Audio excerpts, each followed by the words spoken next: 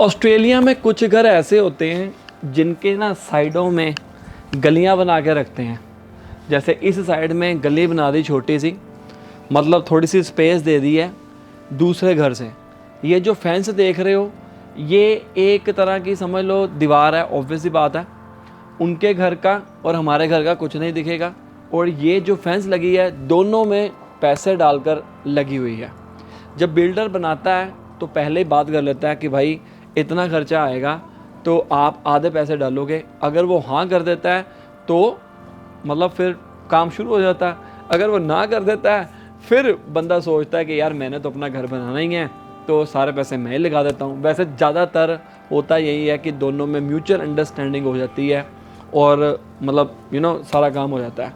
आप देखोगे यहाँ पर ऑस्ट्रेलिया में तकरीबन फेंस से एक दूसरे के घर को पर्दा किया होता है। अब इसमें गली में हमने जो अटरम पटरम सामान होता है, जो बेफालतू सामान है, जो हमें चाहिए तो है लेकिन अभी नहीं चाहिए, जैसे कि यहाँ पर मैंने क्या क्या चीज़ें रखी हुई हैं। पीछे हमने टाइल्स लगाई थी, वो टाइल्स के एक दो डब्बे बच गए थे, वो रख दिए। इसके अलावा अभी कल परसों ही हमने सफाई की है और काफ़ी चीज़ें ऐसी हैं जो हमें निकाली हैं। बस टाइल्स पड़ी हुई हैं और मिट्टी पड़ी हुई है। मैं एक पैकेट लेके आया था प्लांट्स के अंदर मिट्टी डालने के लिए। यहाँ की मिट्टी बहुत उपजाऊ है। चलो एनीवेज, जो आज का मुद्दा है उसको हम शुरू करते हैं। अगर आप ऑस्ट्रेलिया आते हो तो आपको एवरेजली पर वीक या पर मंथ कितना खर्चा करना पड़ सकता है, ये सबसे बड़ा चैलेंज है। क्योंकि हम पैसा कमाने के बारे में तो सोचते हैं लेकिन उस पैसे से हमारे कितना खर्चा आएगा वो हमारे को नहीं पता है। इसको दो पार्ट्स में डिवाइड करूँगा। फर्स्ट पार्ट है कि अगर आप रेंट के ऊपर रहते हो यहाँ पर आके तो आपका क्या खर्चा आएगा। सेकेंडली, अगर आप रेंट के ऊपर नहीं अपने घर के ऊपर रहते हो, अपना मकान लेके रहते हो, तो अगर आप रेंट के ऊपर रहते हो उसको भी हम सब डिवाइड कर देंगे कि आपने रेंट पूरा घर जो लिया हुआ खुद अपने नाम के ऊपर लिया हुआ है या एक कमरे में रहते हो।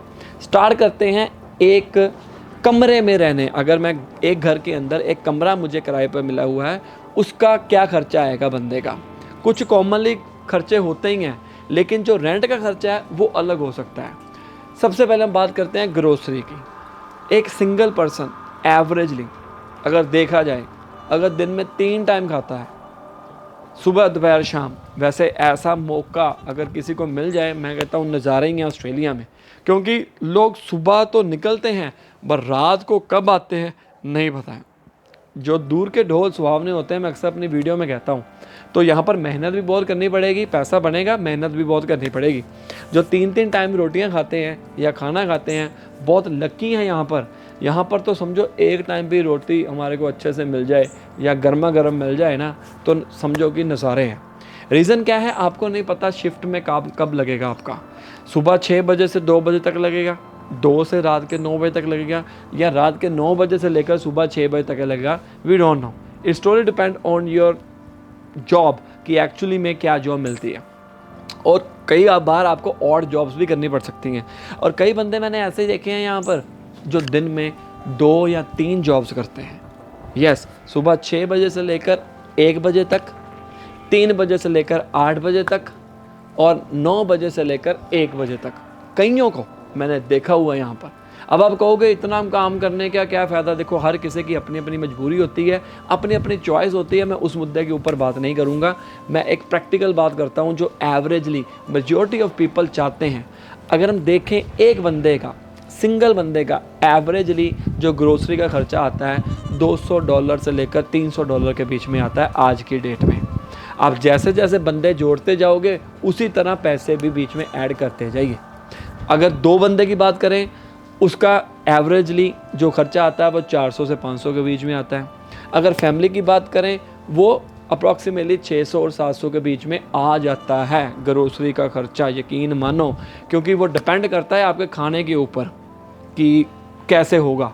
बाकी कई लोग कम भी करते हैं, मैं वीकली बात कर रहा हूँ ये, ठीक है। $200 एक जाने का आता है। अगर एक बंदा और कर लिया है 300 हो गया, एक बंदा बच्चे हो गए 400 450 तक आ जाता है। और अगर हम मंथली देखें मंथली सिर्फ ग्रोसरी के ऊपर 1500 से लेकर 2000 के बीच में खर्चा आ सकता है आपका। बाकी डिपेंड करता है, एवरेजली लगा के चलो। सबसे बड़ा खर्चा ग्रोसरी का, जिसको हम इग्नोर नहीं कर सकते हैं, वो तो चाहिए, ठीक है। दूसरा खर्चा छत का, घर का। अगर आप एक कमरे के ऊपर रहते हो, सिंगल पर्सन का जो अभी रेंट चल रहा है $120 से लेकर $160 के बीच में चल रहा है। बाकी ये वेरी कर सकता है एरिया वाइज, कम भी हो सकता है, ज़्यादा भी हो सकता है। अब एक कमरे के अंदर मानो आप और आपके फ्रेंड रह रहे हैं, तो वो जहाँ पर 120 का 2 जनों का 240 बनना था, मे भी आपको 180 से 200 के बीच में भी दे सकता है। वो डिपेंड करता है, मैं अप्रॉक्सीमेटली बता रहा हूँ, 150 ऊपर नीचे हो सकता है।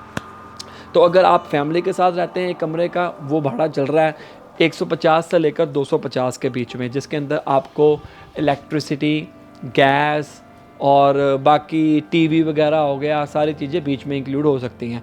कई बार तो होता क्या है, फर्निश्ड और अनफर्निश्ड रेंट के ऊपर भी देते हैं रूम। अगर आप फर्निश्ड लेते हो, ज़्यादातर वैसे फर्निश्ड होते हैं, फर्निश्ड मीन्स मंजा बड़ा होगा, कबर्ड्स वगैरह लगी होंगी, सारा कुछ होगा, वो थोड़ा सा $20-30 महंगा होगा। अनफर्निश्ड बहुत कम होते हैं, क्योंकि जब लोग छोड़ के जाते हैं यहाँ पर तो सामान लोग लेके नहीं जाते, बहुत कम लोग होते हैं, क्योंकि सामान एक जगह से दूसरी जगह ले जाने में इतना टाइम लगता है, प्लस इतना महंगा पड़ता है, बंदा सोचता है कि वहाँ पर जाकर नया ले लो।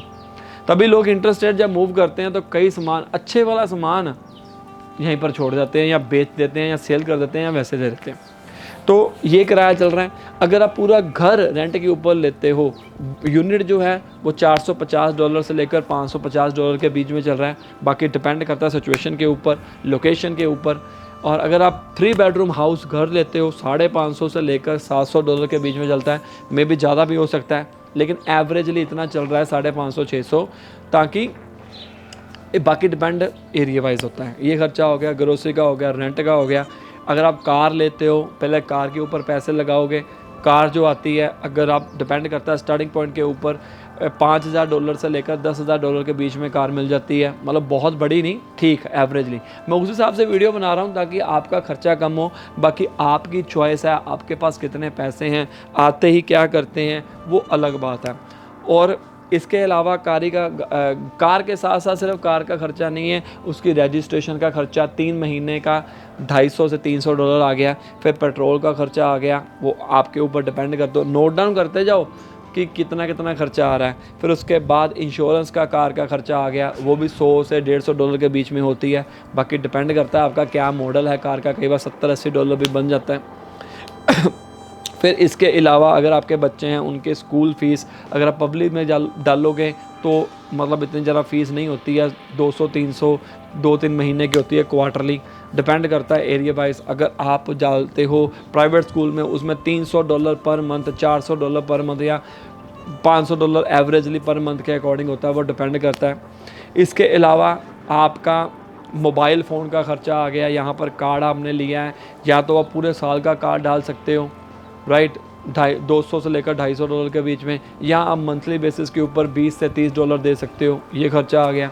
इसके अलावा आपको कपड़े वगैरह यहाँ पर लेने हैं। अगर आप, चलो मानता हूँ कि आप इंडिया से लेकर आएंगे, स्टार्टिंग पॉइंट के ऊपर आपका ये खर्चा नहीं आएगा, लेकिन फ्यूचर में जाकर आपको खर्चा आएगा, बिकॉज सारी चीज़ें आप वहाँ पर नहीं लेके आ सकते। एंटरटेनमेंट के ऊपर खर्चा आ सकता है, और मिसलेनियस एक्सपेंसेस के अंदर, जैसे आप कोई चीज़ ख़राब हो गई, अगर आपका अपना घर है तो आपको खुद करवानी पड़ेगी। तो अगर नहीं है, किराए के ऊपर अगर आपसे टूटी है, तो आपका जो ऑनर, आप उससे बात कर सकते हैं। अगर वो मानेगा तो वो करवा देगा, अदरवाइज़ वो आपकी जिम्मेवारी रहती है। इसके अलावा और भी कई खर्चे हैं अटरम पटरम, जो आपको ये सारे एक्सपेंसेस कर सकते हैं। इन शॉर्ट आप लगा के चलो, अगर आप सिंगल हो, सिंगल पर्सन, एक पर्सन है पूरे महीने का, और एक पर्सन एक कमरे के ऊपर रहता है रेंट पे और काम करता है, तो फिर ज़्यादा खर्चा नहीं आएगा। फिर 800 से लेकर $1200 पर मंथ आएगा। और अगर 2 जने आ जाते हैं और एक कमरे के ऊपर रहते हैं, तो उनका 1500 लेकर 2000 के बीच में आता है। और अगर पूरी फैमिली आ जाती है और एक कमरे में रहती है, तो उनका किराया 2500 लेकर 3000 के बीच में आ सकता है, 2000 या 2500 के बीच में भी आ सकता है।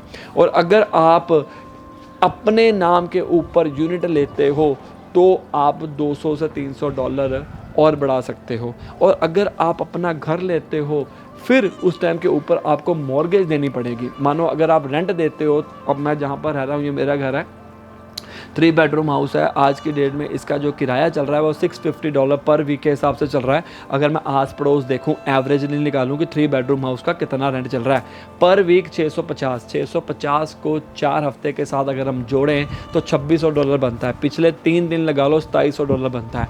तो अगर आप $2700 दे रहे हैं रेंट पर मंथ का, सिर्फ रेंट की बात कर रहा हूँ मैं, ग्रोसरी का और बाकी अटर पटर खर्चे आप लगा लो 1500 या 2000, तो आप लगा लो खुद हिसाब कि अगर आप 3 बेडरूम हाउस रेंट के ऊपर लेते हो $4000 to $4500 के बीच में आपका सिर्फ और सिर्फ खर्चा जाएगा। अब आपके ऊपर डिपेंड रहता है, अगर 650 का आप लेते हो, बीच में आपने 3 कमरे हैं, कई बार बंदा क्या रहता है सब रेंट कर देता है, एक कमरा किराए के ऊपर दे देता है, उससे थोड़ी सी राहत हो जाती है। वो आप अपने ऑनर से पूछ सकते हैं। अगर आप कंपनी से ले रहे हैं 3 बेडरूम हाउस तो आप उनको मेल कर सकते हैं, क्योंकि ज़्यादातर बंदे रखते ही हैं और वो किराया डिवाइड कर लेते हैं, तो वो आपका बच जाता है ग्रोसरी के ऊपर।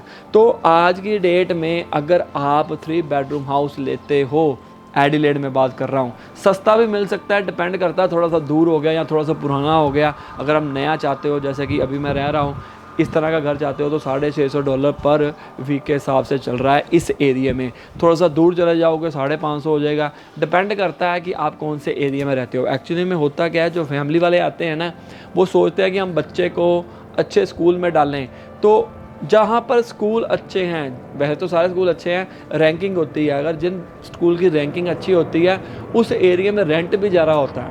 अब यहाँ पर एक एरिया है ग्लेन ओस्मंड वाली साइड के ऊपर, बर्न साइड, आप चेक कर लेना एडिलेड में, वहाँ पर एक यूनिट का किराया $550 तक पहुँच गया एक हफ्ते का, ठीक है।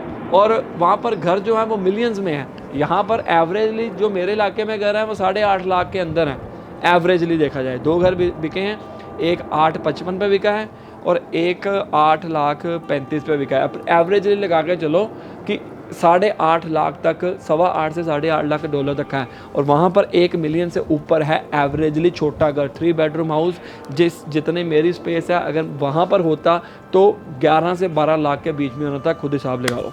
तो ये सारी चीज़ें आप कैलकुलेट करके रखें, नोट डाउन करके रखें कि भाई 1 महीने का इतना खर्चा आता ही आता है, 3000 से लेकर $3500 अगर आप फैमिली के साथ आते हो। तो आई होप आपको ये वीडियो अच्छी लगी होगी। लाइक करो, शेयर करो, सब्सक्राइब करो। मिलते हैं अगली वीडियो में, तब तक के लिए ऑल द बेस्ट। कोई क्वेश्चन होगा नीचे कमेंट जरूर कर देना। Bye bye.